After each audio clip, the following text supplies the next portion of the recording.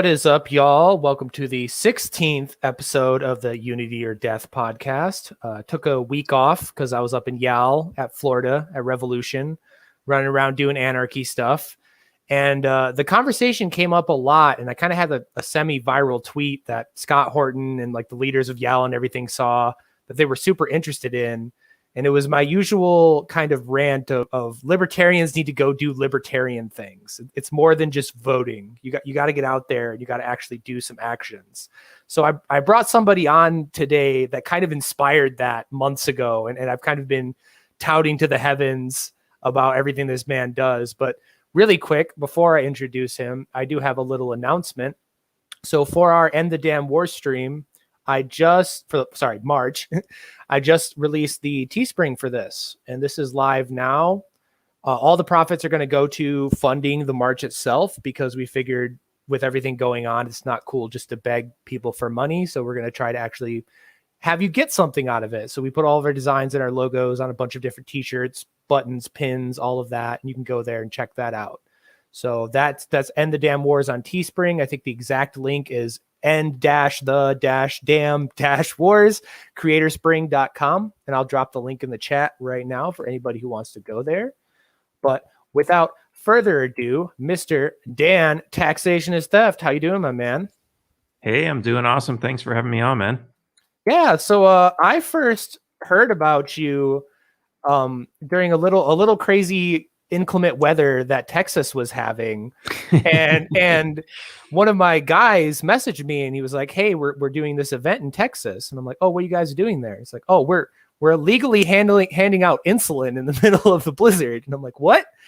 And that's when I found out that was your event, and ever since then I've followed you, and you've kind of been one of the main inspirations of me running around, like I said, telling libertarians to do some liberty stuff, and I know you do a lot more than just that. So if you kind of want to give people who might not know who you are the quick rundown of kind of your whole gig you got going right now. Yeah, I mean, I don't know. I don't even know where to begin with that. But I actually want to say, like, like when I was watching your intro and like all the videos of, people you had a lot of protest videos and people like speaking out, getting in the police's face and like saying things, and like, it's been a long time since like we've seen a lot of that stuff going on. I mean, I know there's still a lot of that stuff going on, but like since we've seen like, the media covering that all the time, and like it just reminded me how much we look crazy when we're out there just doing what we're supposed to do, standing up for our rights. And like, and it really is a shame, because it's the same thing. I mean, like, to a certain type of people, they're going to look at me and say, "Oh, well, that guy's a criminal because he's smuggling drugs in from Mexico." And it's like, I'm saving lives here, people. And like, I've even had conversations with this. There was a girl in Florida, and she was like, "Yeah, my friend, she needs insulin. She can't afford it, and all this other stuff."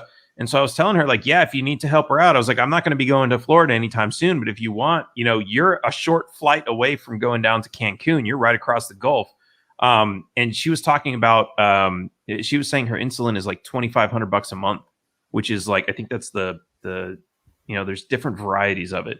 I'm like, pick up a plane ticket, fly down there, and you can probably get it for like a tenth of the price, and bring it back. And she started, "Oh, isn't that illegal? I'm not going to break the law," and all this other stuff. And I'm like, you're talking about saving your friend's life here.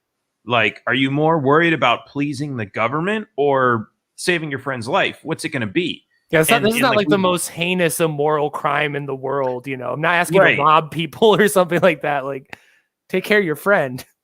Exactly. And it's like, and I get it. Like some people, if she had said, "Oh, I'm afraid to get caught," that would be one thing. But it was like, she was repulsed by the idea of breaking the law. And like, that just blows my mind.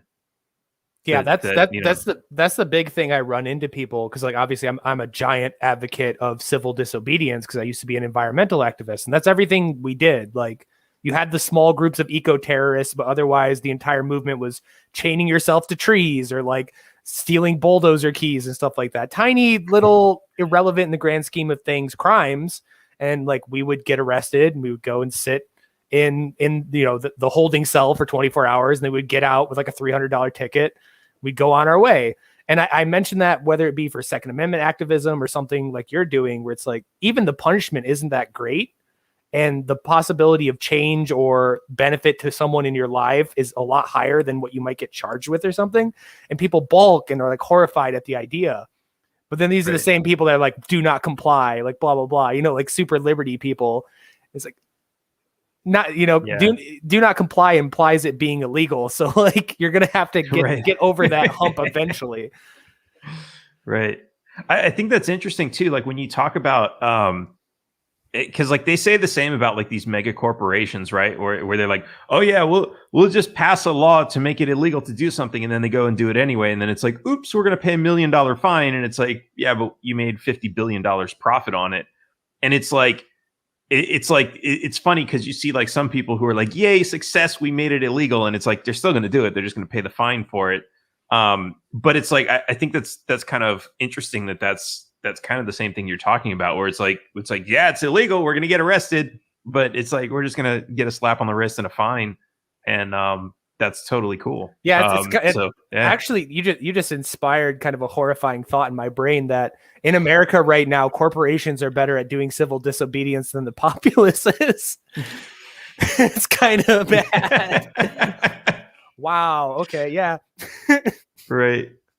That's terrible. Yeah. But yeah. So yeah. I mean, like, sorry, go ahead. Yeah. I mean, I don't know. Like that's kind of just been like I used to like totally be like, I'd ask permission for everything, right? Because like public school. Oh, can I go to the bathroom? Right? Like I used to be like, can I have permission for everything? That used to be me, right? Because I was like always, dudley do right, kind of whatever. And then at a certain point when I realized how full of shit the government was, but then also like, I don't even think it came from that. Like, I think like at some point I was just trying to like, advance myself in my career. And I kind of like got into this, like, people aren't going to give me permission to do this stuff. You have to like go out and kind of like create the life that you want to live. Right. Like you're not just going to walk down the street and say, oh, I'd like to be a millionaire. Can somebody please make me a millionaire? And someone's going to make that happen. Right. You have to like get out and like create the life you want to have. And so like, I think like once I kind of got into that mentality, it was like I saw how much, like when you want to create for yourself, how many people would actually get in your face and like actively work against you. And that's kind of like what what kind of got me butting heads with the government so much. But then I just took that whole thing of like, well, what if we stop asking for permission? Like, what can we actually do? How far can we actually take this? And, like I started my first business and my dad was like, yeah, well, you have to go down to the city office and you have to get a business permit. And now I'm like, do I really have to? Is there a law that requires me to have that? And I even looked in the Texas Constitution, because every law should have something in the Constitution that allows for that. And I looked in the Texas Constitution and there's nothing there that has anything to do with business permits unless it's an oil business, which kind of makes sense because Texas is like, the government thinks they own all the oil under the ground. So it's like, okay, that's theirs. So they're going to license you to have a business. But there's nothing in the Constitution that says you need a license to cut hair. And yet, like all these cities have these ordinances and everything where it's like, oh, you can't cut hair without a license. Or else what? Like, you're going to give me a ticket and like, most people are going to say, oh, well, it's a ticket. What do you do with tickets? Well, you have to pay them. Nobody thinks, is this ticket even legitimate? Like, will this hold up in court? If I challenge this and say there's no constitutional authority for them to even issue this ticket and there's no reason I should ever even have to pay this, like, how far would that go? And nobody even thinks to challenge that, because even with traffic tickets, which is a whole other thing, like I found out the traffic courts are all scams, and like you don't even have to pay most of the traffic tickets. You don't even need a driver's license. And it's like, but like when you just believe everything that the government says, when they say the magic words, well, you have to, then it's like, yeah, you'll believe anything they tell you and you'll do whatever they say. And it's just a total like mind fuck. I very intimately remember, I think I was 19 in Detroit, and I got a ticket emailed to me from one of those traffic cams. And I was like, dang it, I have to go and pay like this $200 ticket or whatever. And one of my buddies from Anonymous were like, well, your accuser has to face you in court.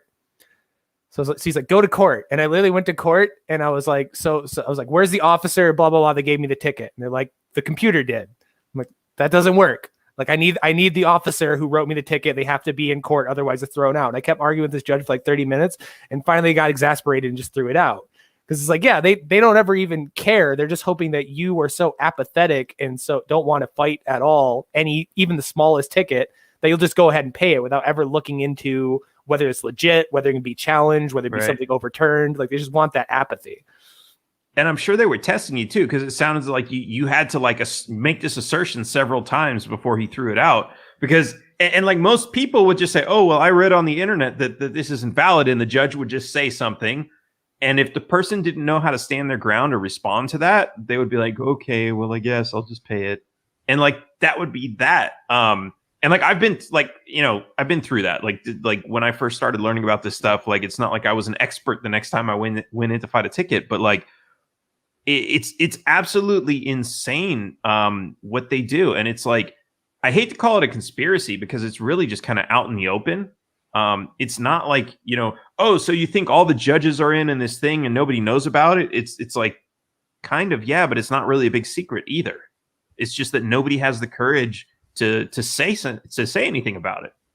Right. I mean, like you see all the time with the big Supreme Court case about what I'm trying to figure out the verbiage for it. The quotas, the police quotas, how that got ruled as unconstitutional. So then it was like an open secret that they were just going to keep doing them, but they just wouldn't have them like officially written down. But every single cop and every judge knows there's quotas. And if you're an American, right, end of the month, be careful while you're driving, because they're pulling everybody over. It's like it is a conspiracy in the way, but it's definitely like a standalone complex of it's just all these people kind of just going with the flow and never stopping and like questioning whether it's right. And it's like, oh, well, the city needs income, so we need to give these tickets. Doesn't matter if they're constitutional. Doesn't matter if they make sense. They just kind of all get sucked into the system and just go with it. Yeah, it really is nuts. And it extends. One thing I think you'll probably like this topic. Property tax.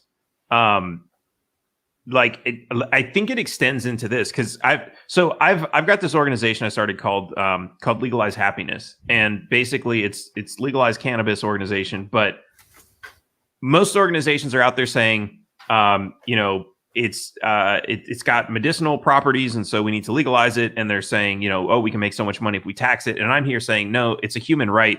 It's our pursuit of happiness. It doesn't matter if there's medicinal value. That's great that it has that. But even if it didn't, that's a human right. And as a human right, it can't be taxed. But then also, so you look at property tax, and it's like, it's a human right to exist, and you need land to exist, like to build a shelter, right? Why can't you establish some land? It's yours. You build a house on it.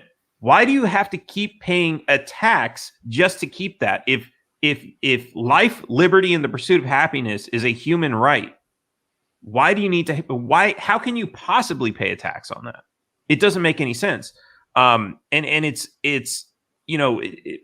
crazy, because nobody really even questions it, right? They just say like, oh yeah, well, you got to pay taxes, right?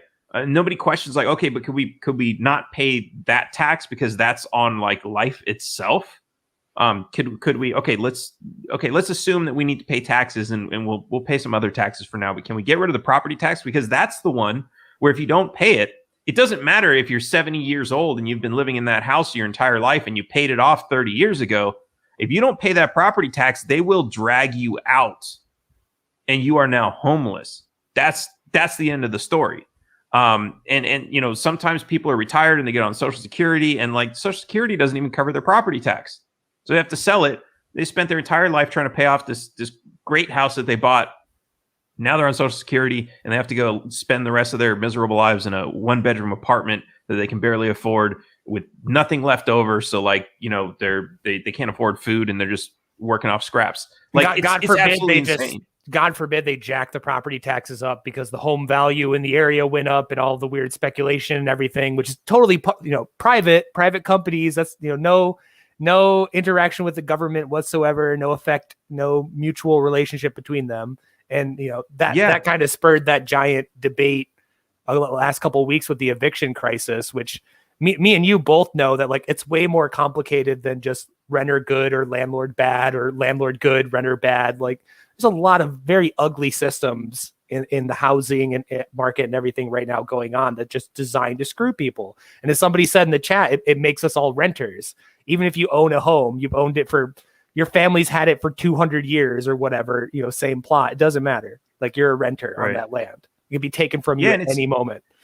And it gets even more complicated too, because if you think about those people who have had like land in their family for generations, like, if those people were not being taxed, most of them would still own that land. You'd have more people who own homes, which also means they'd be self-sufficient, and they wouldn't be fighting so hard to get into a city to compete for jobs, which basically would mean that these companies that are hiring people would have a hard time filling all their positions, and they'd be offering more. And I think we see that right now with, like, the fast food companies offering like $15 an hour because nobody wants to work. It's the exact same thing. If you get people out of the labor pool because they're like, hey, I have everything I need, then the wages will go up. Like, everything is so connected together. It's like but this whole just like basic, like, well, we have to pay taxes, and just accepting that is like, it's got this butterfly effect that's causing all these like crazy problems that like everybody's complaining about. And there's like you said, there's no simple solution to any of it. It's a big complex organism. Yeah, I always love saying beware people giving simple answers to complex problems, because it's always like there's something more going on here. But I definitely wanted to kind of, because the main two things I know you for is how to not pay taxes, and then the insulin stuff. And a lot of people, I'll quote you of like, oh, what should we do? I'm like, well, you can do what Dan's doing. And they're like, well, how does Dan do that? I'm like, I don't know. I have to ask him someday. So I guess we could start with the insulin thing. What kind of put that idea in your brain? And obviously, as much as you can talk about it without getting yourself in trouble. And there's plenty I can say about it, because I don't mind getting in a little bit of trouble. But I love to hear that. That's my favorite thing in the world. I've been spending a lot of time in Mexico. According to the government, I'm just taking a really long vacation, or as far as the government knows. But this is kind of like, I'm building a life down here. I've spent the most of the last 2 years here. And it's really been an amazing experience. I just love traveling, which is one of the reasons I'm here. My wife is originally from Mexico, so that's why we picked Mexico. I want to keep traveling, but it's getting complicated. I might be here for a while, but so I have easy access to insulin. And I started hearing about this because, I'm always looking into like, what are the problems that the US is facing, especially with healthcare? How do we fix all these systems? And I'm always looking for solutions. What can we do? And a lot of them are always like, okay, well, we could do this, but it requires passing legislation. And I'm like, okay, well, that's great. But, I'm running as a libertarian. That's because I've considered running as a Republican just to get into office, but I know that's like not something I'm very excited about doing ever. You'd have to deal with the Texas GOP too, which would be a blast. They're almost as bad as the Arizona ones. So it's like, okay, that's kind of out. So getting elected to a position high enough, and then even if I did get elected to the state legislature, how many other people are going to be there signing off on these bills that I want to pass, right? So what can we do without legislation? And I started seeing the insulin. And I'm like, okay, that's interesting. So I can buy. I actually had a friend who's a diabetic, and he lives in South Texas, and he was driving across the border and to buy his own. And I was like, will they sell you like a big crate of it? Like, can we get we get a whole truck? Short of like partnering with the cartel to get a whole truck of it across the border, it's going to be small. Yeah, I would totally love to figure out a way to make that happen.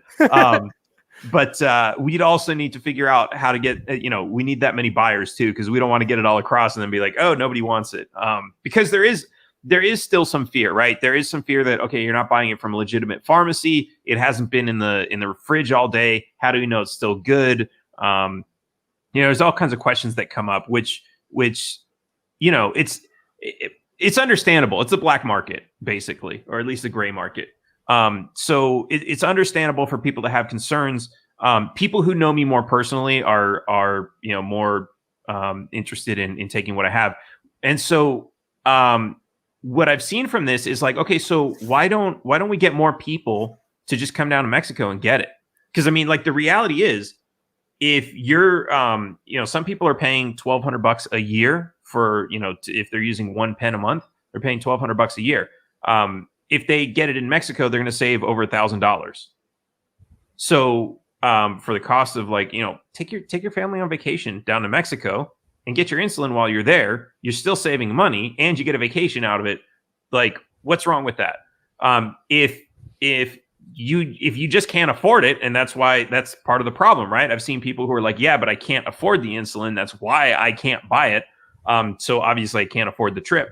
Okay, well, call all your friends, because Cancun is like insane. It's one of the hottest like vacation spots for Americans. And it's like, people come here. People come here from all around the world, but it's like, it's a party town. Someone, I guarantee you, someone who's going to Cancun, or maybe one of the other party cities in Mexico. Just tell them to pick some up and bring it back for you. You don't need you don't need anything. You just walk into a pharmacy and say, hey, this is what I need, and they'll sell it to you. You don't need a prescription like you do in the United States. They'll ask you if you want a little bag of ice to keep it cool. And usually, what I do is I take the ice packs and I put them next to the insulin, which is like in a box, so the ice isn't like right on it, because you're not supposed to put it in the freezer either. You're supposed to just keep it in the fridge. And so the box creates a little bit of space between the ice, and then you just wrap it up in like a sweatshirt or something and stick it in your luggage. That's it. And if you want, you can put it in your check bag, because like some people are worried about like sticking it through the x-rays. Although I had a big bag that looked like some Breaking Bad meth, but it was rock salt. And like I wrote on the bag, definitely not drugs. And I sent that through the x-ray, like at TSA, and like nobody said anything. So, it's all theatrics anyways. But, right, yeah. If you're worried about it, stick it in your check bag and like nobody asks questions. And do this for your friends and save their lives, or at least save them thousands of dollars. Because it's like, it really is insane. And, I would even recommend this, even if you can afford it, or even if your insurance covers it, do it anyways. Because like, this is a way to stab those corporations in the back and say like, hey, like, I get it. I'm paying for this insurance. And I get it. They're going to pay you that ridiculous price. But if I just go to Mexico, then my insurance company is saving a lot of money. Yeah, they're probably not going to pass that savings on to me, but at least you're hurting some of these companies in a way that they're eventually going to say, okay, fine. You know what? We're going to lower our price.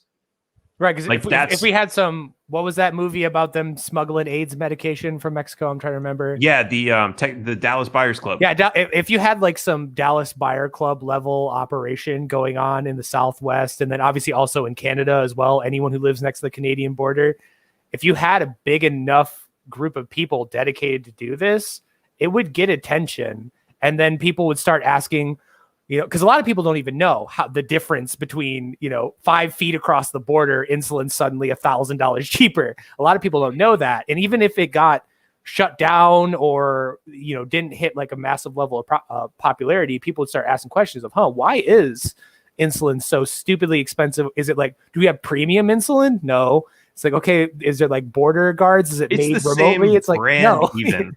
Yeah.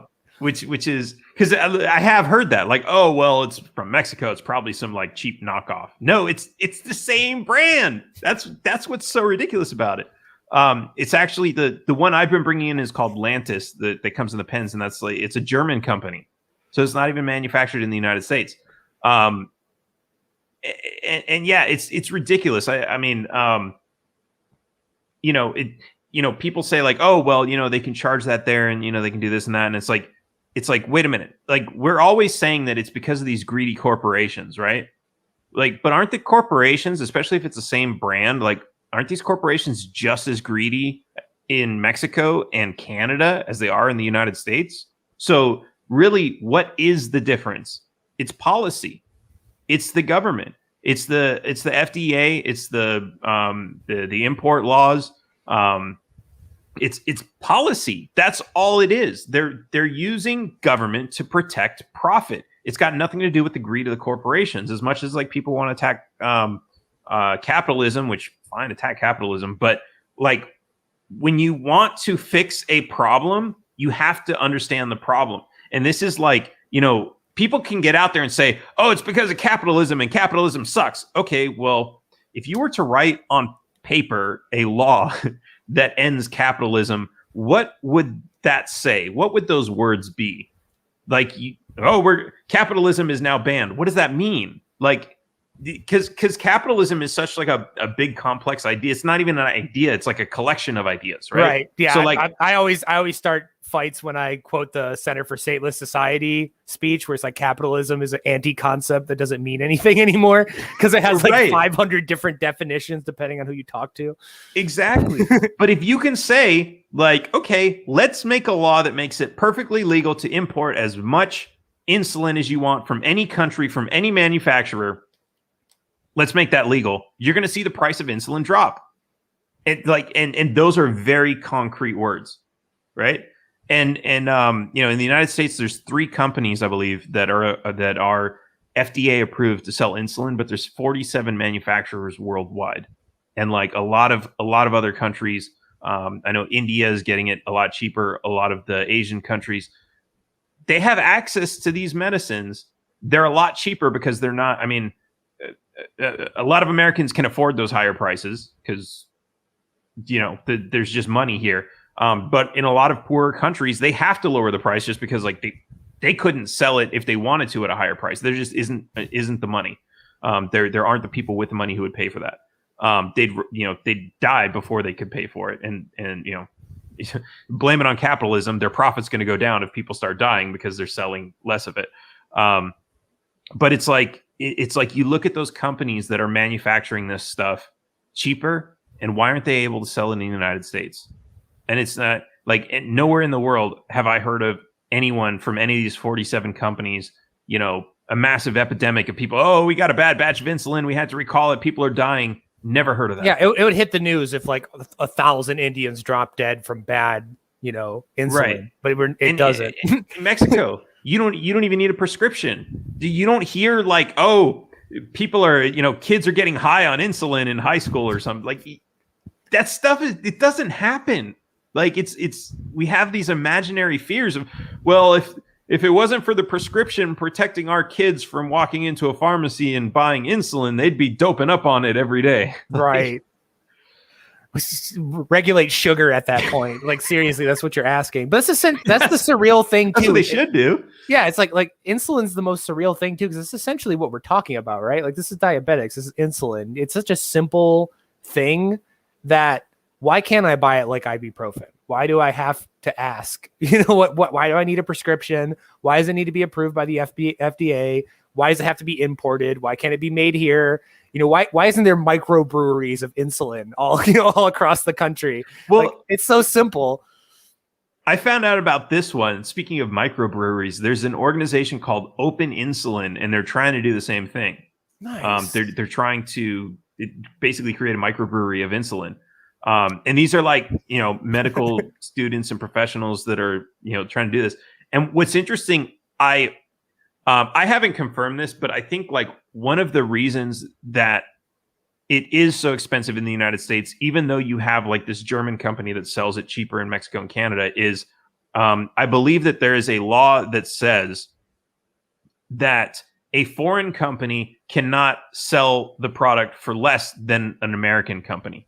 So basically what that means is if Open Insulin is a viable thing and they're able to produce this on a massive scale and get this to market, what that would mean is they could then lower the price to $12 And then the foreign companies would be able to say, oh, well, there's an American company selling it for less. We're going to lower our prices now. If that is the case. But I was gonna say, that's weird. We have global jurisdiction over that. So they're essentially just, so even though places are cheaper, they still are forcing them to kind of like play by our rules. Yeah.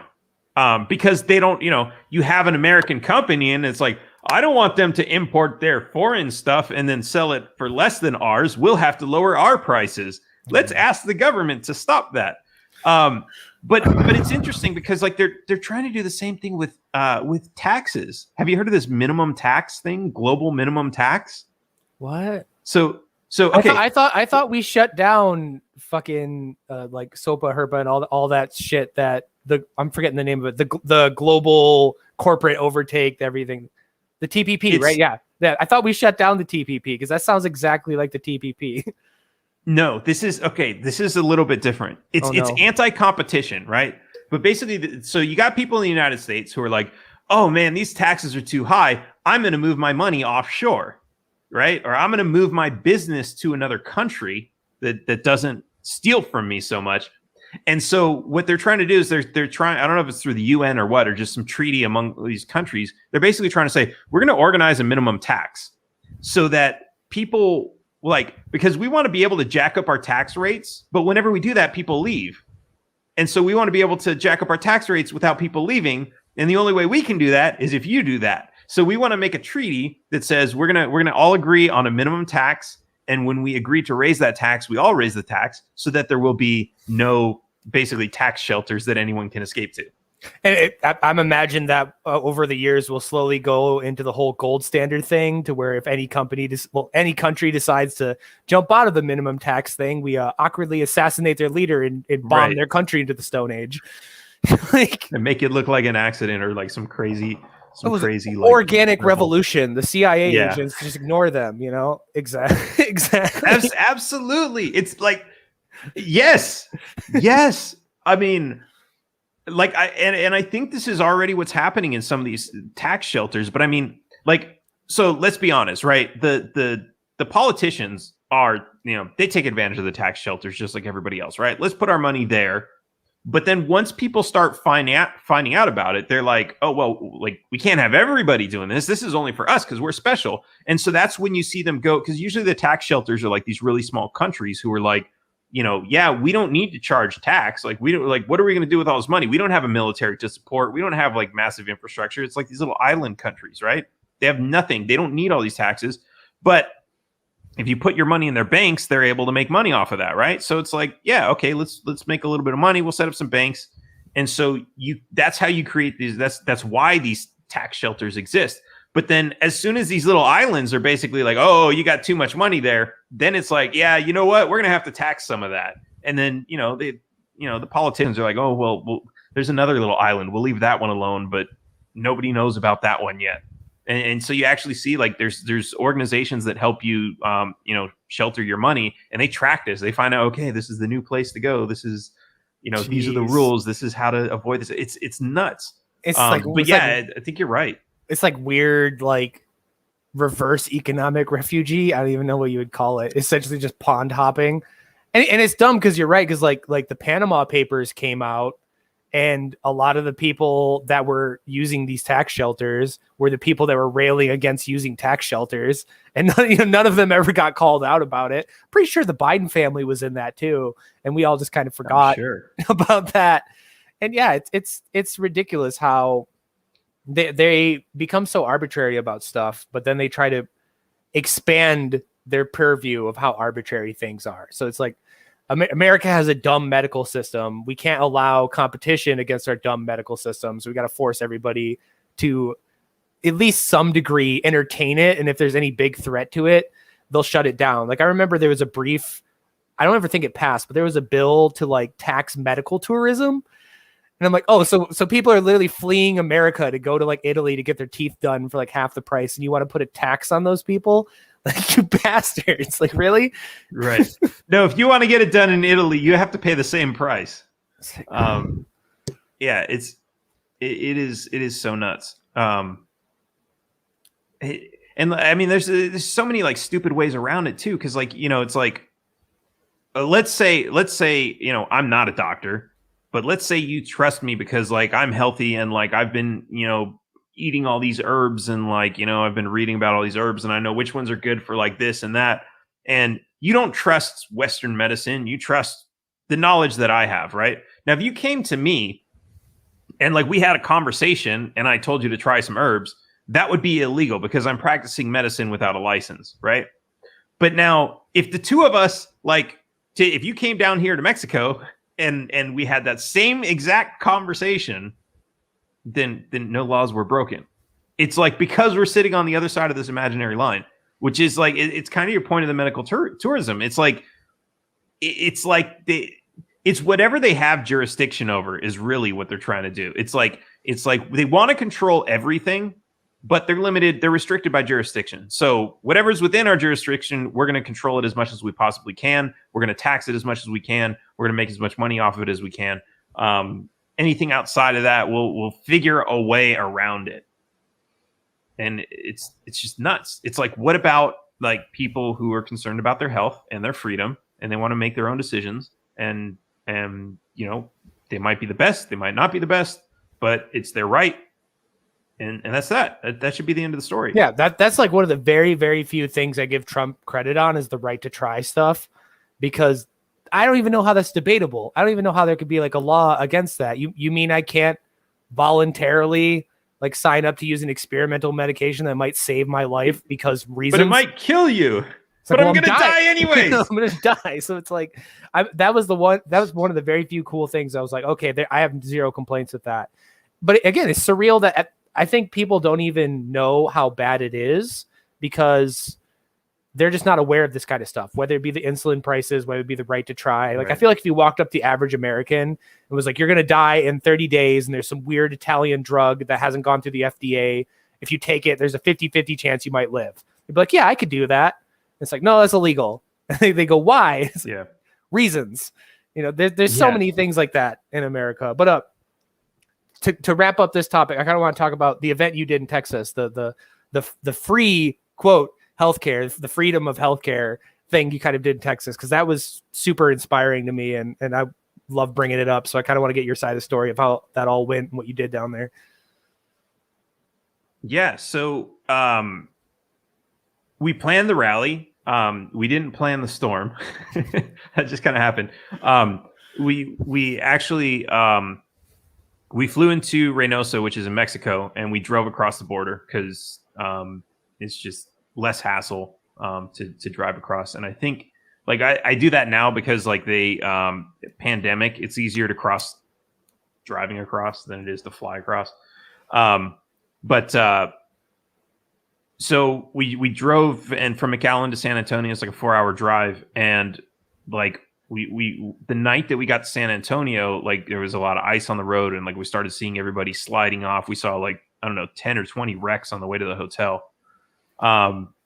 We got to the hotel, we checked in, and then the next morning we started hearing about like the power outages and you know, everybody's got to conserve energy and everything, and it's freezing. And my wife's like trying to turn up the the heater, and I'm like, no, we got to keep it down. We got to save energy. The hotel was actually they shut down their heating for like the main. I think the lobby was warm because they had employees there, but like all the hallways were like freezing. Like you had to put your jacket on just to walk out into the hallways. It was nuts. And like, and then a lot of people started showing up at the hotel because they were like, yeah, we don't have power at our house. So like all these people started showing up there. And like all this stuff's going on, and like we're just like, oh shit, we're supposed to drive up to Austin in a week to have this rally.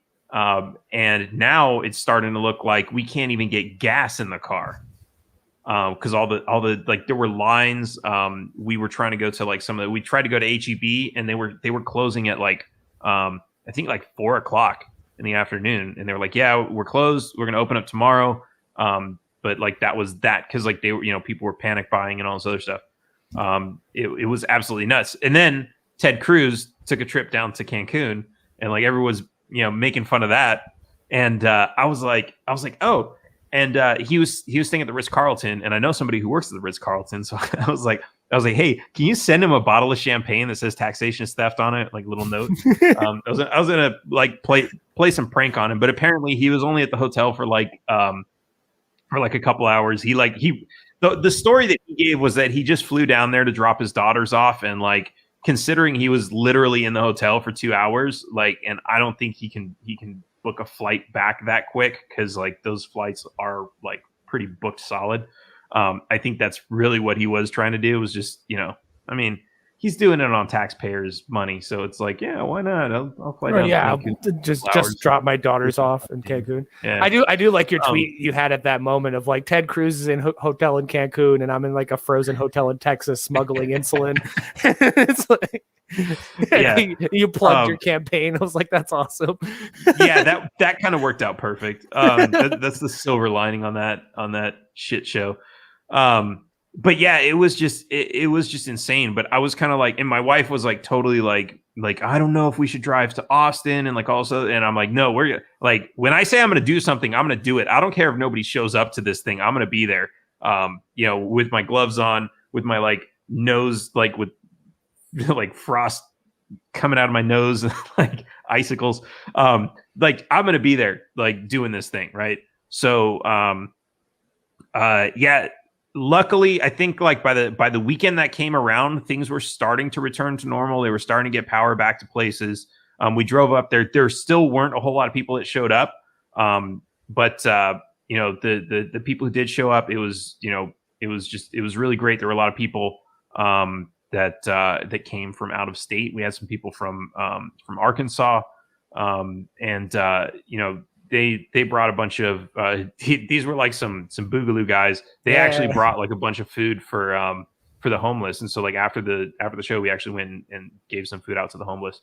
There was that one picture. It was actually like how I found out about it was just a picture of two guys in Hawaiian shirts and long sleeve shirts carrying like a baby like cart, like an old red wagon just full of food, and I was like, what's going on here? And that's how I like fell down the rabbit hole to finding you. Yeah. Those guys are awesome. And like, it's always great to see that too. Cause I know a lot of people are scared of the boogaloo. And it's like, cause the media likes to talk about like, the media, I mean, they're really the attention whores, right? So what can we say about these people that's going to get people's attention? And it's like, oh, it's the guns and like the anti-government and like all this other stuff. And like, they don't talk about everything else that the boogaloo is doing. And I get it. Like, also the boogaloo is a spectrum. There's a lot of, there's crazy people in every group. Yeah. But it's a spectrum, right? So, but to recognize that a lot of people involved with the boogaloo are just really great people, doing great things, and, civil disobedience, willing to break some laws to save some lives. That's amazing. That's credible. That's something that they should get credit for, as a good thing, even when the government says they're bad. Yeah, it's not sexy for Vice News to cover all the homeless outreach we do and all like the mutual aid and community stuff and like activism and the anti-war marches. That's not cool. But big scary guns. We can talk about big scary guns and call them white supremacists forever. Yeah, it's exactly like it's. You're right. It's not sexy. It doesn't get people to like tune in. It's if the media does the same thing too. Like when they're talking about homeless anything, right? They don't want to talk about people who are actually helping. They want to talk about like, oh, the government's going to pass a $2 trillion plan for this, or like, oh yeah, there's people shitting in the alley and there's used needles everywhere. Like that's the stuff that people tune in for, which sucks. And like basically that's your fault, the listeners.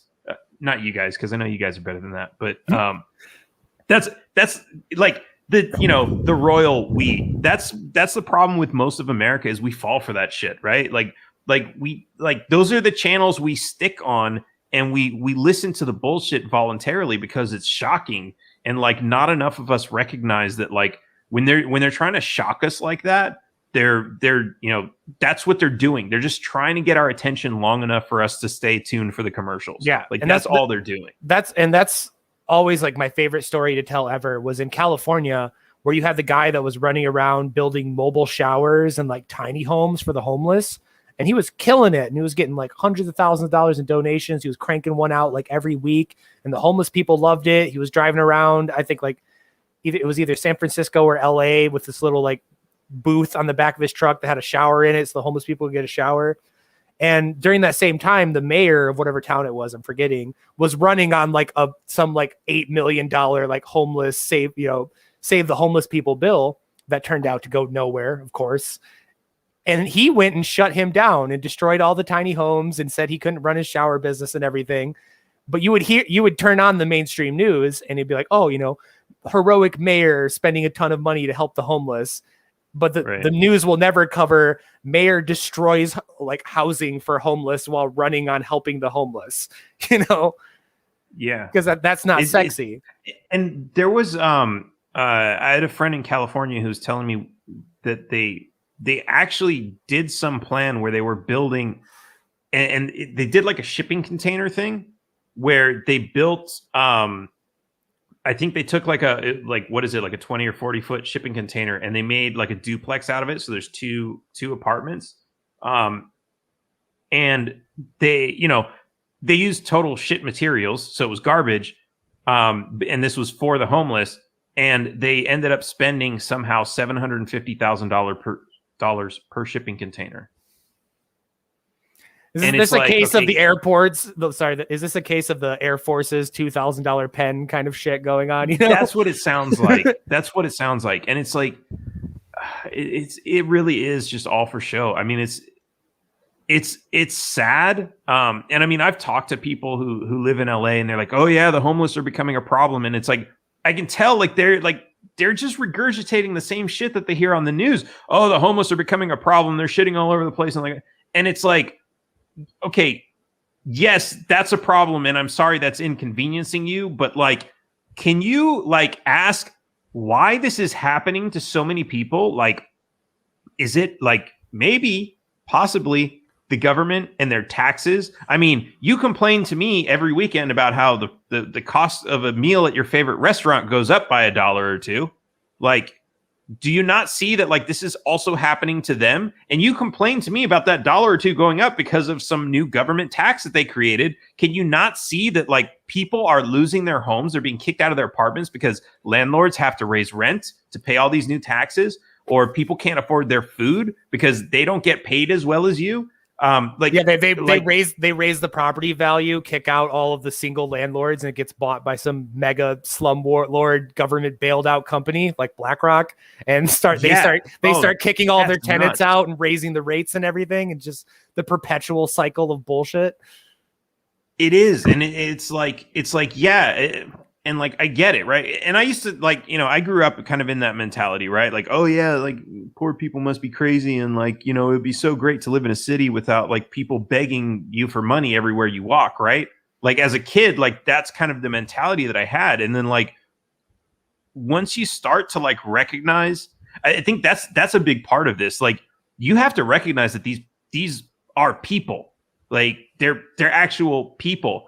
And there are a couple people out there who enjoy being homeless and transient and all that, but that's a very small amount. There are a lot of people who are just getting screwed left and right. Yeah, sometimes by corporations, but a lot of it by government. And they're being put out because at the end of the day, Adam and Eve didn't have jobs, right? They didn't have to pay rent. Yeah, because right. I'm glad Chanda from Accidental Activist is in here because she's a big part of a group that I run around with that Glory Jones is in, and they covered what was going on at Echo Park in California. And I had to explain it to some more traditional libertarian people that are more of kind of what you described, the homeless is a problem and blah, blah, blah, of how they would go in and do these sweeps because of COVID, where they would kick everybody out of the park and they would destroy all their property and put them in homeless shelters. So if they spend all this time getting a phone, okay, they get finally a nice set of clothes, maybe they start cleaning themselves up. They might go, apply for a job. Here comes the government, kick them all out of the park. They destroy all their property. They put them in a homeless shelter. And then they kick them out of the homeless shelter 2 weeks later because of overcrowded. So now they're back even worse than they were when they were sleeping on the streets because you took all their property and destroyed it. And they've done this whole cycle in Echo Park and in California, over and over again. They even did it in Michigan in Grand Rapids. And it's you know, libertarians, big like property people, property rights, what I own, unless you're homeless, you know, throw that tent away, burn that, like take all these people's bags and dump it out. And I really get kind of disillusioned and angry when that pliught's kind of overlooked by us. That's why I have this whole banner here is the concept of libertarianism is the government doesn't need to do it. We can do it. And if we as libertarians aren't doing it, then like it seems kind of hollow, you know? Like I don't see the Porcupine LP or like the Yowl logo or whatever over soup kitchens or like volunteering to like go into disaster areas and stuff like that. And that makes a change to me. That's what makes it impressive to me. Like that post I made about you doing that in Texas, I've never seen more hammer and sickles like a post with a guy wearing a taxation theft hat in my entire life, because that's the stuff that matters. And that's the stuff that actually like changes things. And I've just been desperately kind of trying to push libertarians in that direction of like, we should be like the mutual aid party on top of the taxation is theft party, on top of the end the wars party. Like we should be known as those people on the ground helping the people that the government has left behind. Yeah. Yeah. You know, I think a lot of it is that like some people are hung up on the capitalism thing. Like, oh yeah, libertarianism is about freedom and capitalism is freedom, as if they're the same thing. And it's like, no, capitalism is capitalism. Freedom is freedom. They're very separate. And like, you know, as we were talking before about how they're like very complex ideas. I mean, even freedom is a relatively simple one. Do whatever you want as long as you're not hurting anybody, right? That's relatively simple. Capitalism, there's a million different definitions of it. What does it include? It's a very complex system, and like all like they're very, very separate. So forget about capitalism. Focus on freedom. If you want to be a capitalist, that's fine. You can do that if you have freedom. If you want to have like a mutual aid system, if you want to have a socialist system, whatever you want, you can have it if you have freedom, right? Let's focus on freedom and let's stop trying to force everybody else to live the way that we think they should live, or the way that we want ourselves to live, and just worry about ourselves living that way. And we'll find other people who want to cooperate with us in that way. But just allow people to have that freedom. And when you do that, like things just get better for everybody. Like you don't have people stealing from people. You don't have people, you know, oh, sorry, you got to go, kicking them out of parks, destroying their tents. And like, yeah, I mean, Colorado was doing that to these guys in the middle of winter. Like they were just going with knives, slashing their tents open. And it's like, what do you plan to, like, are you killing them? Is that like the death penalty for sleeping on the sidewalk? Is that what we're doing here? Yeah, I shared that video out of Florida where this guy grabbed a homeless dude and brought him into McDonald's and sat him down and tried to buy him McDonald's, and they called the cops. And it's like, what the hell is that? Why? It's so dehumanizing. And I follow a lot of mutual aid like pages. They're more like left-wing mutual aid pages, and they point out how many times like the government officials will release things being like, well, this isn't affecting normal people, but it's affecting the homeless. And it's like, damn, even down to the language, like normal person and homeless are separate. Like there's this whole different species and entity of humanity. Right. You know, it's like, oh, that's so gross when you see shit like that. It is. Yeah, I think that's, you know, that's just something we need to do. I don't know. I think as a society, we kind of need to wake up to, you know, the reality of the world that we're in. And stop paying attention to the media and recognize that the media, you know, they're just trying to shock us and keep our attention so we can watch the ads. But there's like a whole other world of stuff that's going on there. And, you know, we have to see the world for what it is. And until we do that, there's not going to be a whole lot that changes, because that is them controlling the narrative. That is them controlling our minds by controlling the information that we have. And until we have all of the information, we're not going to be able to change our behavior. And changing our behavior is like, that's the key part of this. If we keep acting the same way, we're going to keep getting the same shit. And that's definitely the thing I've kind of run into with the eviction crisis with people on the right is I can at least like empathize and understand with some of their arguments. But at the end of the day, I think it's up to like, I think 7 million people between homeowners and renters that are facing eviction. And like the right wing talking point right now is we'll kick them all out. And then it's like, just like you said with the tent thing in Colorado. Okay, then what? You know, you have 7 million people on the street. Like what? You know, they're not going to. That's going to be good for your property value. Yeah, that's not going to. They're not going to disappear. They're not going to vaporize into the fucking ether. Like you have 7 million people on the street. What are you going to do about that? And nobody seems to be addressing that issue, and it drives me up a wall. Like, right, but also you have like, and I mean, I had this situation, right? I had a property with a renter in it, and when COVID came around, he was like, "Man, I lost my job," and I was like, "Okay, don't worry about the fucking rent for like." A couple months until he was able to get back on his feet. Like, because like the reality is, okay, I could be an asshole and be like, okay, sorry, you got to go. But who's looking for an apartment right now when 7 million people just got evicted? Or at the beginning of COVID, when like everybody's losing their jobs and nobody knows what the hell is going on. Right. And like the argument is like, all those people could afford the rent, but they're just not paying it. It's like, okay, so then you have 7 million extra buyers in the housing market that are going to be looking for a new property. Your property value is going to go absurd because it's going to be a giant seller's market, and enjoy paying $4,000 for your rent. Like we're never getting past like step one of the problem. Like people are not thinking further down of how this is going to be a giant clusterfuck. And I get into huge wars with people on Twitter about it. It's like, guys, like, no, this is not a simple problem. We need to think about how we're going to do this. And the government just seems to be determined to kick the can down the road forever. Right. And do nothing about it. Where's the property tax moratorium? Right. I've been saying that from the beginning. I think one of the first things. Where's the mortgage moratorium? Right. That's the first thing I said to Jimmy Dore. Is he like, do you believe in a general strike? And I'm like, even broader than a general strike, like tax strike, rent strike, mortgage strike, property tax strike. Like stop giving them their money, especially like. There's no announcement on what they're going to do with either the renters or the landlords right now, but they just signed $10 million to go to Mexico for like gender inclusivity training. And it's like, so we have 7 million people facing homelessness right now, and we have $10 million to spare. Could that go to any of that? Could that go to how many landlords? Tiny homes could that buy? Right. Like, can we, no, instead we're sending money on stupid shit and passing ridiculous laws. Let's not even bring up the military budget. Oh yeah, I mean, but yeah, like there's like there's just so many things like, because like I get it, right? Like you have a renter, right? You have a renter in a place. What's he going to lose if he gets kicked out? What does he really lose, right? He didn't own the property, right? So for him, it's like, okay, if I get evicted, no big deal. I'll still have to find somewhere else to live, maybe. But look at the property owner, especially if it's, and I get it, like there's the big corporate things, and that's a whole different animal. But there are a lot of people who are, they're just saving for their retirement. Yeah, so they bought an extra house. No simping for slumlords here. They're in their own different category of assholes. Yeah. So you have these people who are just, now here's the thing. They might be older, right? They spent a lot of their life saving up money to buy another house so they could have a little bit of passive income.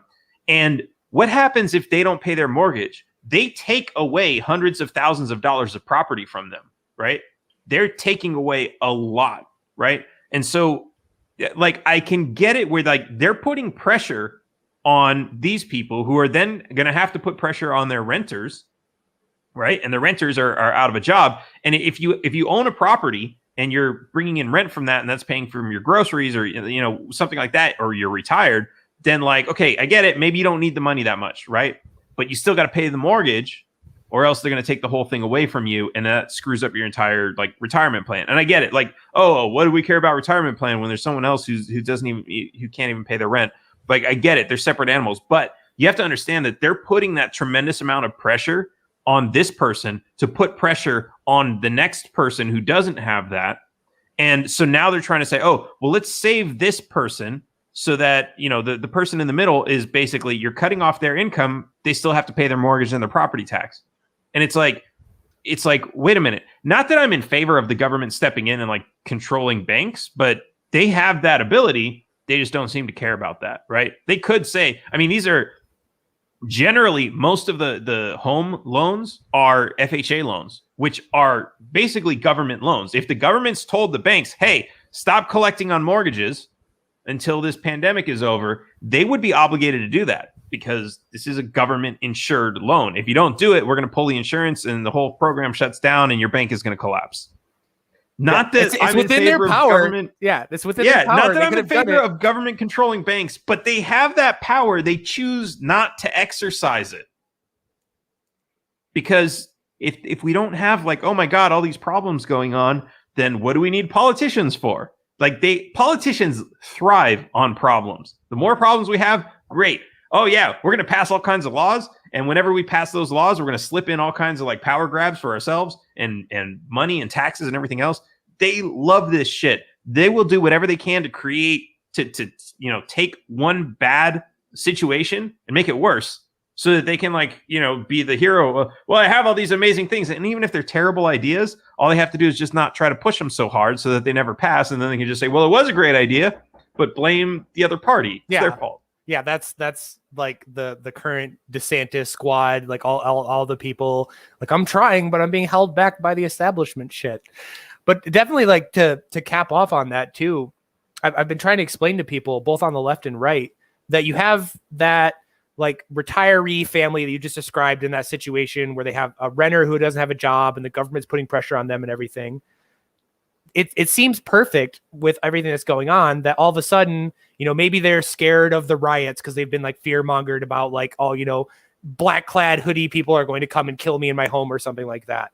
And the police are don't have enough power. So like, I need to leave New York or something. So they flee New York and they sell that property because they're desperately trying to get out. They're not collecting any income on it. They're still getting put on mortgage. So they're desperate to get rid of this property that's dead weight on them.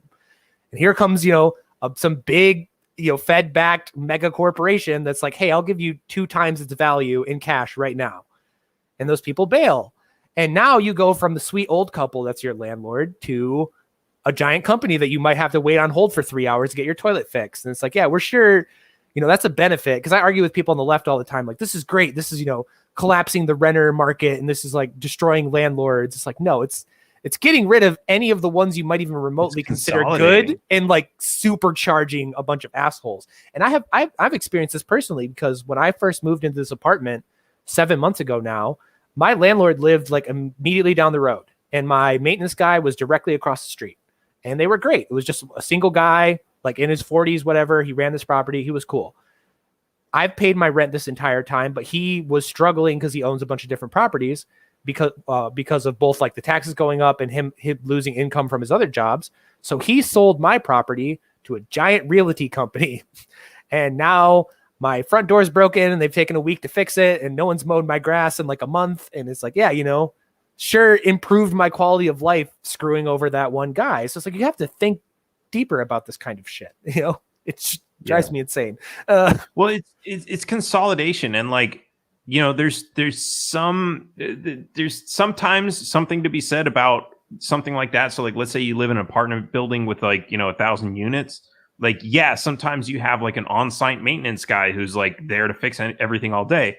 And sometimes that works, but then sometimes you just have like centralized consolidation and you have, people who are just like, oh no, we can save a shit ton of money if we manage 1,000 different properties and we don't have to take good care of them. We don't care about that. We just care about maximizing our profit. And so we'll skirt some of our responsibilities and just take on more properties.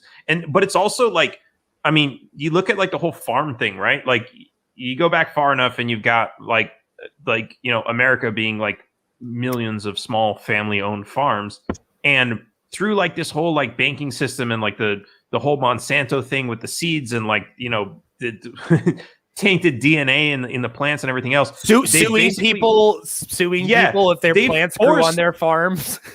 Yeah. So they forced all the small farmers to sell. And what do you have? These big, massive, like, corporate farms, which are just consolidated power. It's like, what? Imagine if like we did the same thing with our cities, right? Oh, we're not going to have mayors. We're not going to have individual police departments. We're just going to consolidate all that power to the president, and he's going to have, sign us.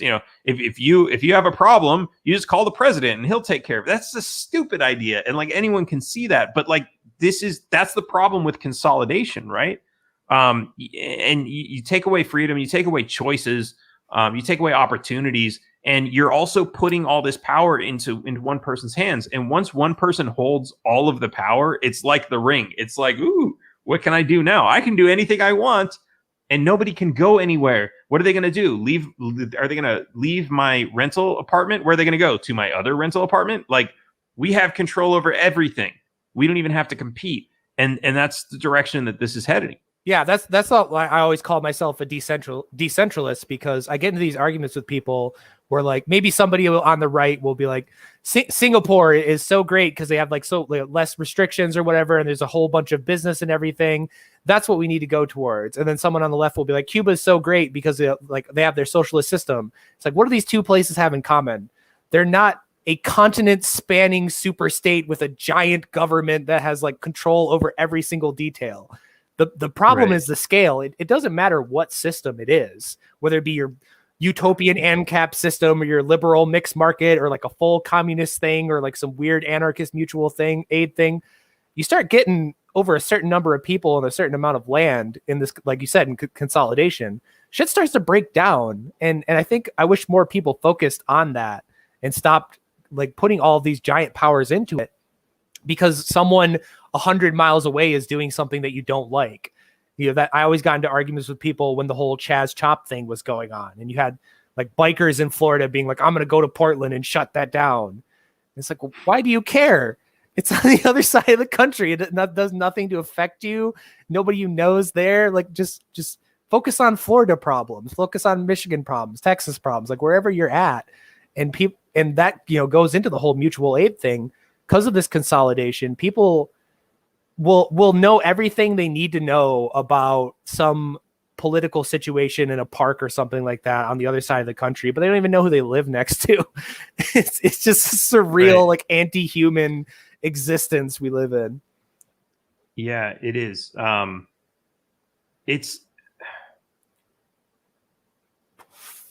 Yeah, I mean, and there's so much to be said about concentrated power, but it's I don't know, like,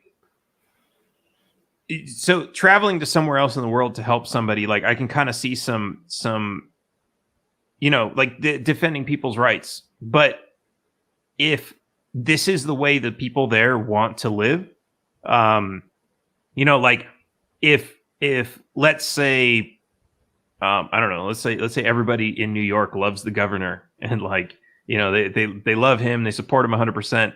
Like, even though he's terrible and he's killing people, is that our job to like go in there? Like, especially if all the people he's killing are the same people that voted for him, and they're like, yeah, no, we love his policy, and like, you holding know, grandma, that's I'm totally the biggest different. fan. You know, like, yeah, that's totally different than if you know they're like, oh yeah, we hate this guy, I didn't even vote for him, and he's totally oppressing me, and somebody come save me. Like, you know, I think there's a totally different situation there, but I don't think most of the people who are, you know, the people who like to show up in other people's states are kind of taking that into consideration. But yeah, you're right too. Like there's the whole like localization, right?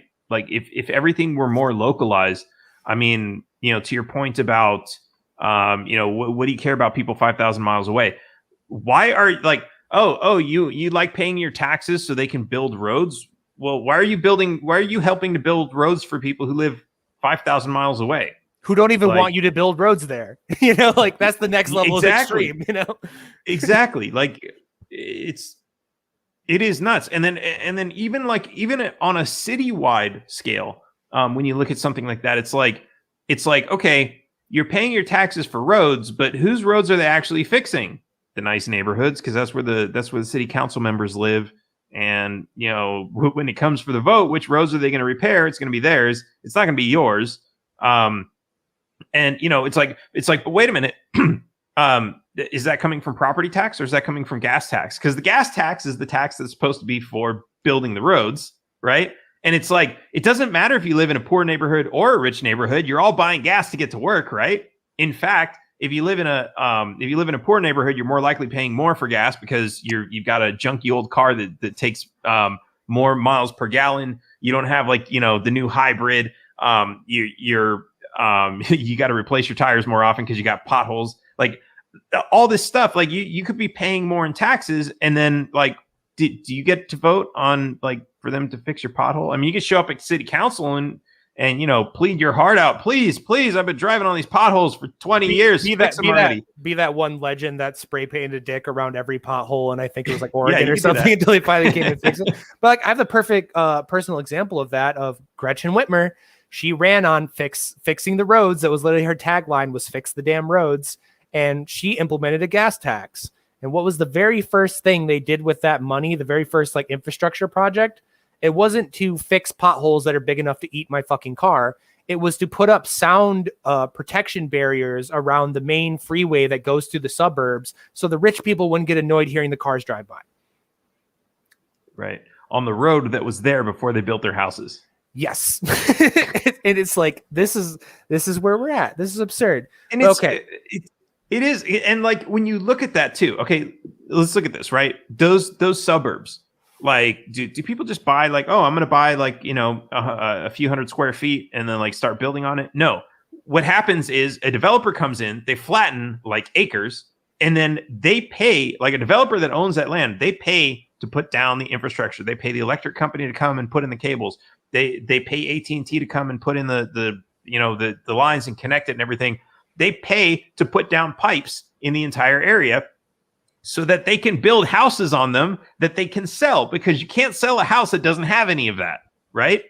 So why doesn't this developer build the wall so that these houses are also in a quiet area? Well, they could do that. That responsibility could be on them, but people probably just don't think about that because like maybe the traffic's not that big on that road, and like, they're not thinking years into the future.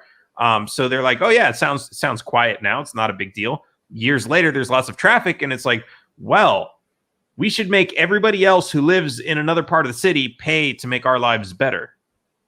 Yeah, I was saying you have the double. You have the double angle of that. Of one, it might be cheaper for that developer to just harass the government for that money and threaten some elected officials to do it for them. And then on the other side of that, maybe the developer wants to build that wall, but he can't because of some obscure permitting or some bullshit in his local city. It's like, oh, well, you can't put in the wall because it's 1 inch too high, or it's the wrong material, or this, you're 1 foot off of zoned for residents. This is zoned for business, so you can't build your wall. Like so much absurd shit. But so we're about an hour and 15 into it. I did want to touch on this topic before we wrap up in like 20 minutes or so. Taxes. So this whole show came on because you jumped on my thing and you're like, you don't have to pay those. You don't have to pay your traffic ticket. You don't have to pay blah, blah, blah. Give the elevator pitch to somebody. I'll set the scenario up. You're in an elevator and you hear someone on the phone. And they're complaining about having to pay some government fine or some government approved licensing or whatever. And they get off the phone. And what are you going to tell that person? Like, hey, you don't have to do that. This is how. So there's no short answer to that. Really, the elevator pitch is, you don't have to pay the taxes. If you want, I can show you how to do that, and then keep a conversation going and give them the resources. The reality is, to not pay taxes is simply to not pay taxes. It's not like you have like how do I not do something? It's like, look, you see, you're sitting there right now. Are you doing it? Are you paying taxes right now? Just keep doing that. Don't pay your taxes. Like that's it. Like people think like, do I have to fill out a form with the IRS? Why would you fill out a form with the IRS to not give them money? Like they're not going to do that. Like they're not even going to, like, if you call them and ask them like, yeah, is it true that I don't have to pay taxes? They're going to tell you, no, everybody has to pay taxes. Really? Everybody? Even people in Canada have to pay taxes to the IRS? Like, no, that doesn't make sense, right? So why did you say every? And then they'll start narrowing it down. Oh, all, and then they'll say something like all U.S. persons, and U.S. persons is not what you think it means if you look in the tax code. It's U.S. persons. Like, do you mean U.S. citizens? No. U.S. persons. It's what? And when you start looking at the tax code, so here's the short story. Kind of the short story behind it is they tried to pass an income tax twice before 1900. Both of those income taxes were ruled unconstitutional by the Supreme Court. They were gone. 1913 came around. They passed the 16th Amendment, and everybody thought, oh, this is a new income tax, and they amended the Constitution this time, so it's here to stay. The federal court, it didn't make it to the Supreme Court. A federal court ruled that Many times, actually, many federal courts ruled that the 16th Amendment gave Congress no new taxing power. All it did was it said that a tax on income is an excise tax and not a direct tax, which means that they always had the ability to tax income in the first place as long as it was an excise. What does an excise mean? Well, it means you're exercising a privilege. What does exercising a privilege mean? Something that not everybody can do, and you need special permission from the government. So if you got a job from the government, that is a privilege, because you don't have a right, right? You don't have a right to go to the government and say, I want to work here, hire me, because I have a right. No, it's a privilege. You have to go through an application process. They decide, okay, we'll work with you. That's a privilege. And because that's a privilege and you're exercising that, they can tax it. But that's it. So if you have a business and you have some employees and you're not working with the government, you're not exercising any privilege, your employees are not exercising any privilege, they cannot tax your income. So that's kind of like the whole smoke and mirrors of how they get this on everybody, right? Because if you read the tax code, it's it makes it pretty clear when it comes to W-4 and W-2 withholding, right? It says, first of all, any employer who's giving wages to an employee has to withhold, right? So it doesn't have to do with independent contractors or anything else. It's just employers, employees, and wages. And you go and you look those up, and it clearly says that an employee is somebody who works for the government. So where's everybody else? So why this weird definition of employee, right? Well, there are employees because those are the people we have jurisdiction over, which makes sense if you think about it in that way, right? Like the government can impose, if they want to impose a mask mandate, that's unconstitutional for them to impose it on everybody. But if they wanted to impose it on all their employees, doesn't that sound reasonable? That even kind of puts the term federal income tax into kind of a different angle, because it's a tax on the Fed. Like it's a federal tax for being part of the federal government, even. And interesting. It does apply to state employees. But if you think about it, the states have a contract with the federal government. And this is interesting, too. And I know I say taxation is theft. And in this way, taxes are actually voluntary. And there's a lot of information and misinformation about how the income tax is voluntary. But if you read the Constitution, there's two taxes in there, right? There's a direct tax, which has to be apportioned. And people say oh, that's why they wrote the 16th Amendment, because the income tax was not, the previous income taxes were not apportioned. They didn't need to be. If you read the apportionment of the taxes in the Constitution, it talks about a tax has to be apportioned among the states. The federal government has permission to levy a tax among the states, not on the people of the states, on the states themselves. And it has to be apportioned by their population. Think about it. If you were going to say, we're going to impose a tax on every American in this country, and it has to be apportioned by state, by the number of, that doesn't make any sense, right? It's already on everybody. And if everybody pays the exact same amount, it's not apportioned by state. It's every individual is paying an amount. But it clearly says they're allowed to levy a tax on the states, among the states, and it has to be apportioned by their population. So basically, oh, you want to join our little club and be one of the states in our United States of America? Well, you can do that, but you're going to have to pay a tax to be a member of a club, a membership fee. That's basically all it is. And in that context, that's absolutely voluntary. And there's no problem with that in a libertarian society or free society, anarchist society, anything else. It's just a contract, right? Now, the other one is an excise tax. This does not need to be apportioned. And it's kind of voluntary too, but it's, oh, you want to use the government's port for importing your things? Well, you have to pay a tax for all of your stuff that comes through. And it's basically a use fee for using our port. That's kind of voluntary. The only problem where it becomes not voluntary is where the government says, oh, that's a nice port you have there. That's ours now.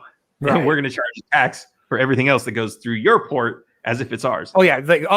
You're unloading smuggled insulin, for example, on your tiny wooden boat dock. That's business now. You need to get regulation for that. That's our port now. You have to have a licensed port. Exactly. It's ridiculous.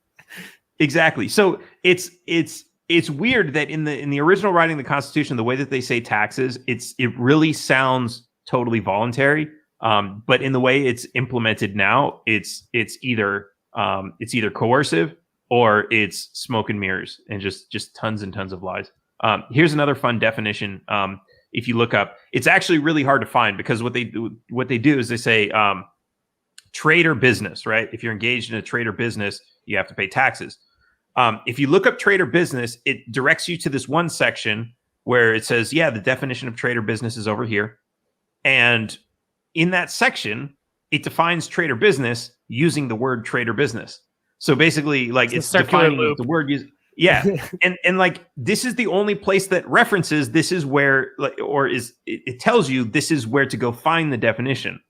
But if you go to a completely different section of the tax code, you will find an actual definition that does not reference itself, which clearly says that a trade or business are the duties performed by a public official in the course of his, duties of office, something like that. And it's like, oh, so I'm over here making 3D printed widgets and selling them. So that doesn't seem to fit into the definition of a trade or business. Now, here's the other smoke and mirrors thing. If you go to the IRS website, they'll give you completely different definitions. They'll say a trade or business is any business they make it sound like any business you're involved in, right? Because they're not directly actually quoting the code. They're not writing whatever they want. They're not. But if you think about it in context of this is a federal agency, and this information is only to be read by the people who have this tax imposed on them in the first place, who are government employees. And so if I were a government employee reading this and it says, yeah, a trade or business is anything that you do that has to do with buying and selling things or making things, and that's you, they're talking to you as if you are a government employee because that's who that website is designed for. Okay. So then I guess my question would be there. I can kind of maybe deduce the answer to it, but we'll see. Are the people that are getting hit for tax evasion is because they're explicitly lying to the federal government, or they were playing the game at the first place and they tried to tweak it? Or are people legitimately just getting arrested for never sending in a form, never having anything? Like, are those people getting arrested, or is like, what's his name? So there's two crimes here. There's willful failure to file, which is if you don't file, you could be charged with the crime of not filing. This applies to all persons who are supposed to be filing. And if you look up the word person in the context of that chapter, it says a person is the officer of a corporation who's responsible for filing. So if you're not a corporation, you can't go to jail for it. And if you look at the Wesley Snipes, that's what I was trying to think of. I was gonna say Blade. That's the guy I was like, who played Blade? He had 4 corporations, and I think he was also charged with I want to say I could totally be misrepresenting this, but he had 4 corporations in his indictment. What's interesting about the John McAfee case is I read his indictment. They didn't mention any corporations there, and I know if he would have been brought back to the United States and tried with the right lawyer, here's the thing: if you never object to the charge, and you just, for example, a plea bargain, right? Like, oh yeah, we're going to accuse you of killing this person. I didn't kill that person. But if, you go to trial and you lose, and we have evidence that says you did kill this person, you're going to lose and you're going to get locked up for 50 years. But if you just take the plea deal, you'll pay $1,000 fine and blah, blah, blah, blah, blah. Most people are going to take the plea deal, especially if they don't understand the law. And that might've been what happened. I don't know. It's McAfee. He's fucking crazy. Who knows what he would have done? Yeah. But if he would have had the right lawyer, stripped naked and ran into the court screaming or something, who knows? He would have he could have beat that charge. The other one that people get charged with is exactly like what you said. So tax evasion is not refusing to, or is not paying taxes. Tax evasion is you've filed, you owe money, you've accepted that you owe money, and then you go and you take your money out of your bank and you hide it in some offshore account so that the IRS can't get to it. But on paper, you've basically already admitted that you owe some money to the government. That's evasion. And so if you do that, yes, that's a crime. So pretty much, like, to put it in the most layman terms possible, if you tell your friend that you're going to give them $1,000 and then you don't give them $1,000, if your friend happens to be the federal government, you're going to go to jail about it. But if you don't tell your friend you're going to give them any money at all, then your friend has nothing to be mad about. Essentially. Exactly. So let me throw this warning in here because so I do want to say it's not as simple as just not doing anything. Although, well, technically it is as simple as not doing anything. The problem is most people have already done something, and that's when you get a job, you give them your social security number. Basically, you've already done something.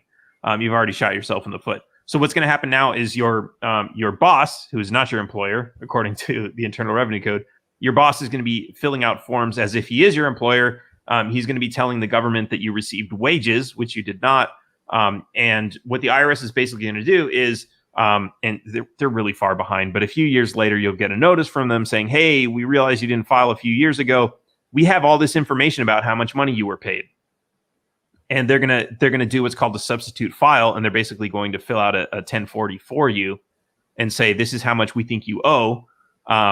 And they'll give you like 15 days or 30 days or something to dispute it. And there are ways to dispute that. They actually have a form W2C, which is specifically for saying, I didn't receive that much in wages. Maybe the boss made a mistake, or maybe they weren't wages at all. And then for 1099s, they don't have a form for that, but you can dispute the information that's on a 1099 and basically say, I didn't receive any money that was taxable. Now, this isn't always that easy. And there are actually some people out there that I would direct people to if this is your situation and you want to get a full refund, or you're not paying, you're not having anything withheld, and you don't want to pay it, you don't want them to come around and do something.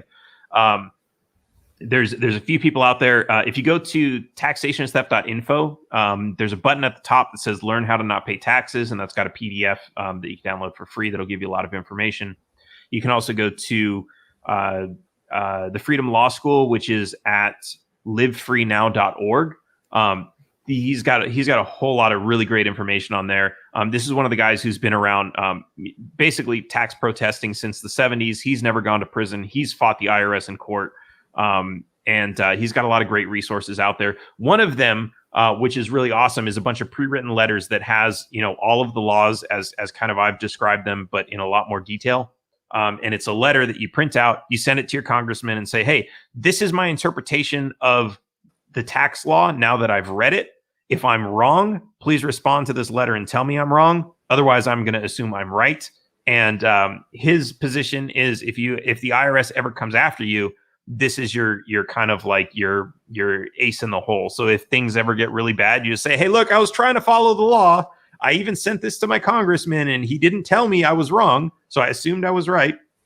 And you won't be charged criminally, or at least no jury will, say guilty, because they'll just be sitting there like, yeah, I mean, this law is confusing as hell. And I could see from the information that he had, yeah, it sounded like he thought he was right.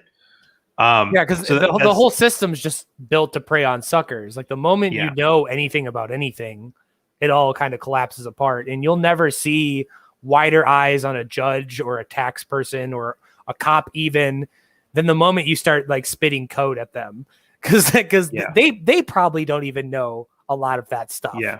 The tax courts have a history of not letting the code into the courtroom. They will actually prohibit it. They will not allow the jurors to hear it. It's nuts. So you cannot cite the law in a courtroom. No. And there have been people who have been acquitted on these charges by saying, there was this one case, I think it was in Chicago, where the jury came out and said, yeah, well, we want to see the law. And the judge said, you have everything that you need. And he wouldn't give them the law. Screw you, and just they said not guilty. Yeah, you're not going to show us the law? Screw that. I hope every good fucking conscious American, if they were in that situation, would have that light bulb in their head of, oh yeah, the government is like coercive and evil. I wish. If only. But so I do want to say this too, because I know a lot of people are afraid of not paying taxes. The IRS prosecutes in general about 1,000 people per year, and there are about 100. No, is it 100 million? No, I'm getting the numbers wrong, but there's like at least tens of millions of people who just don't file. They prosecute 1,000 people. They're there to be scary. And actually, back in the day, they used to be a lot scarier. Actually, a friend of mine sent me a book. I don't know if I can see it from here. It's horror stories that the IRS was doing. Like, these people went to the IRS to like try to figure out how much to pay them, and the next thing you know, they're like, oh yeah, well, because you came to our office, we're going to charge you twice that much. And then they were like, what? And then they were like, we're gonna come back. And so as they were leaving, they were towing their car. No court orders, no warrants, no nothing, right? They were just like, and then like they got in the car and they're like, we're not going to let this happen. And then the guy towing the car with the tow truck, he's like, oh wait, you guys don't have any like legal paperwork for this? He's like, screw that. So he put the car back down, and they were breaking into the car to drag these people out, like the fucking mafia. I was say it sounds indistinguishable from the mob, pretty much. But they don't do this anymore. And like, I think a lot of it is like, I think, to Congress due to credit where deserved. Like they saw a lot of the shit was going on, and they were like, yeah, maybe we need to like keep this like, we need to make this a little bit more subtle somehow. Good to know they reined in at least one of their monsters. If only they did that with the FBI and the CIA, where they would, yeah, right. But yeah, so they're really not that big of a threat. They're not really something to be afraid of, as much as they used to be. But if you really want to have somebody on your side, I definitely recommend the Freedom Law School at livefreenow.org. And then also, Dave Champion's book, Income Tax Shattering the Myths. Again, I'm not a complete expert. Like I've been researching this stuff for like decades, but, Dave Champion's book was like really eye-opening because he really went through the code in a very great way that like made it very easy to understand. So that's Dave Champion's, and his I want to say his website is like Dr. Reality now. He's been moving it around, but yeah, that's a really great book if you really want to understand the tax code, and how it works. And he again has been around since the 70s. He's been friends with Irwin Schiff, who some people might recognize his name. He was a big tax protester who died a couple years ago in prison, for writing a book called The Federal Mafia that talked about basically all of this stuff. I guess before we close it out, what did they put him in prison for writing the book? For writing a book. What was the law violated? So I looked at the I was reading through the actual court case, and what's interesting, because like they're like, oh, we're trying to ban this book, and like I read the opinion of why they couldn't, and I'm like reading through the whole thing, and I'm like, what? Like, was there an actual sentence in this book that they were saying was false? Right? Anything like that? I couldn't find any of that. The reason that they could not ban the book was because he was telling people not to file, which was not to do something. And you can only ban a book if it tells you to do something that is illegal. And they were arguing, but telling people not to file is telling them to do something that's illegal. And they were like, yeah, but it's not an action. It's the absence of an action. Like, that's the only reason they decided not to ban it. Not because there was actually any sentence in the book that was like factually like something illegal. Interesting. By the way, Neil Breen was in the chat. I totally missed this. Hi. Yes. That was one of my first eye-opening documentaries, American Freedom to Fascism. Hell yeah.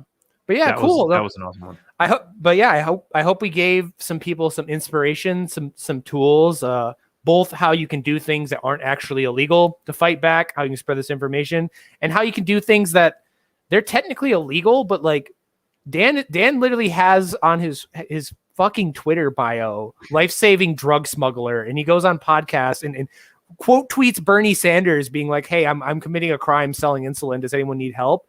And obviously they don't give a damn enough to lock this man up. So like you could do that as well. So there's a lot of stuff you could do that even is technically illegal, but they'll just never care to enforce it, let alone some more civil disobedience that you might sit in jail for a night. So I hope we gave some people some ideas. And for anyone who wants to know more, where can they find you? What's your show? Twitter, socials? Do you got anything coming up? Yeah, so go to danforfreedom.com. Get on the mailing list. That's one of the best ways. I am shadow banned on pretty much every social media platform. I do have links there, so if you do want to find me on Facebook, YouTube, Twitter, or Instagram, I've got the links This is there. kind of like the port of refuge for all the shadow banned people. Is this show? I don't think I've ever had someone who's like, I have no problems.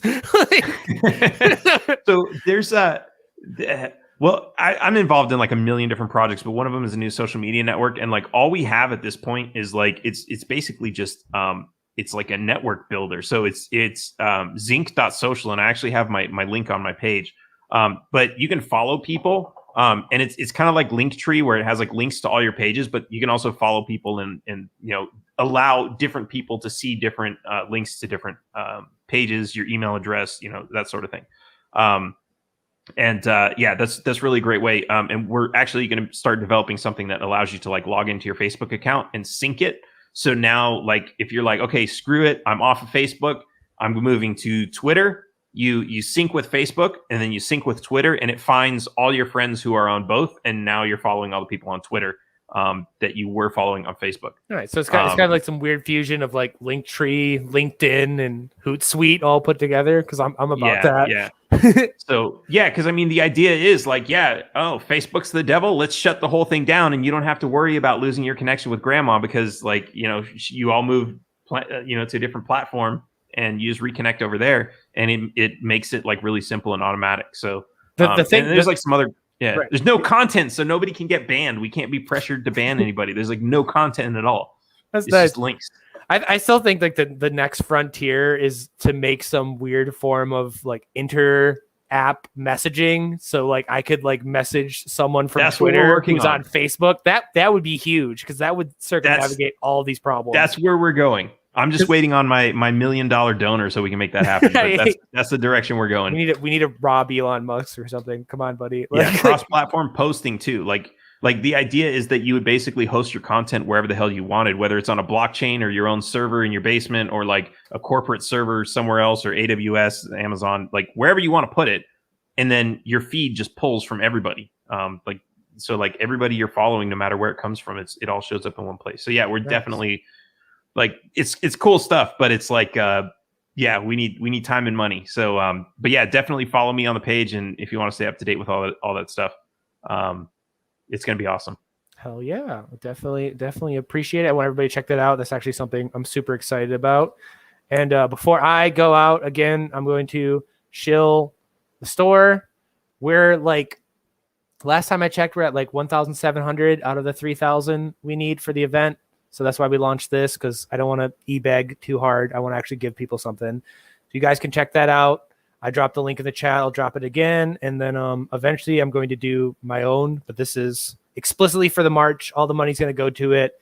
We have 8 different locations now all across the country: Texas, Florida, Montana, New York, couple, I think Boston, a couple more. I always mix the list up, but we have all these local events for End the Damn Wars. So get on my Twitter, check that out, try to find somewhere local, create your own local event. It's really easy.